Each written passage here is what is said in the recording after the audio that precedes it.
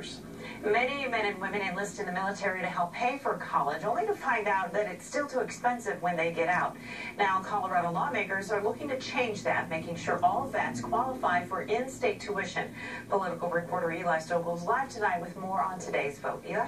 Well, Deb, some schools, colleges across the state, they already offer in-state tuition to veterans and their families, but not all of them. This bipartisan bill that got an initial okay from the House today, that would extend this statewide to every college and university across Colorado, and it would be a huge thing for young people taking off the uniform and going back to school.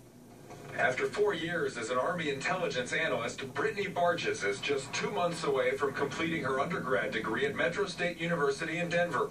And she's already thinking about what's next. I want to work with homeless kids for about a year and then pursue a graduate degree in economic policy, international economic policy. Just a few years back, though, when she was still enlisted and based in California, college seemed impossible. I couldn't eat and pay the tuition at the same time. Those two things were a little challenging. Tuition. Just way too high. I assumed that the GI Bill would cover that out-of-state tuition. All because she wasn't a California resident. I didn't have that option, and I couldn't afford to pay out-of-state tuition, even at a community college. Now the leader of a student vets organization, she's heard a lot of stories very similar to her own. Veterans often have families and spouses, and things come up where they have to move, and then they have to put their degree on hold for a year in order to get that resident status.